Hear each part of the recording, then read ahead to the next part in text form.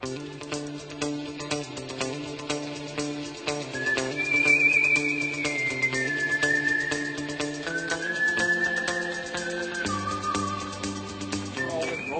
discs are made for rolling better? You know, again, it's all about what you want the roll to do. Now, naturally, what they're going to do mostly is stand up, and at the end, they'll fall out to the top side. But not always, because if you put more angle on it, it'll stay going that way. The best rolling discs are going to be the ones that have the edge near the center of the disc. Sometimes discs will be like this, and the edge will be more towards the top. And then some discs, like the Archangel, the edge is lower towards the bottom. And a rock, say like a rock or a TL, T-Bird, their edges are very center. I think those are the best to roll with. So the edge is very center. So you cut the disc in half, if that edge is pretty close to the halfway point, that's going to be a pretty good roll. That's equally balanced on both sides. The backhand roller is substantially more difficult because you really have to bring it over. You know, you have to bring your whole arm back, and you're coming in a big pendulum swing like that. You know, that was overly accentuated, but essentially that's what you're doing. Now, if you're throwing it for a long distance, you're really trying to get it out there before the lever. And you want to try to throw something at first that is a little less stable. Yes. A little less stable for your rollers. I like using a Cobra for anything under 300 feet because it'll stand up and it's fairly predictable. Now, if I'm throwing to the long basket down there, it's going to tend to land at this angle, go that way, and then at the end it should curl back. Now the wind's behind us again. That one's going to stand up.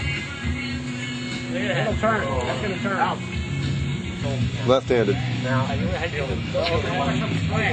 bring it about that angle. So you want it to land on a bit of an angle because they're going to continue to stand up as they get out better. Yeah, it's pretty good. Not bad. Maybe a little less long and a little more. I don't want all this thing. It's quite high. Right. It's more like an air shot that you're just pulling over. No, that was pretty good. You're trying to get it all the way to the ground. No, you want to get it over and out, and then that's why it's better to use a beat-up disc. Right. Throwing more like an air shot, and the beat-up disc is going to make it turn back down. Here you are, bud. What's up, Matt? You're rolling. You got to hold this wide open field. Joe, hold up a second. Joe, hold up a second. You might want to aim it out to the left more so you don't get into those weeds. Yeah, and if you look now, the flag is actually coming off the water, whereas before it was coming from behind us. Yeah, that was a buddy. That's an AVR? Yeah, that was an AVR. Yeah. Backhand, the left side of the disc is the side away from your hand.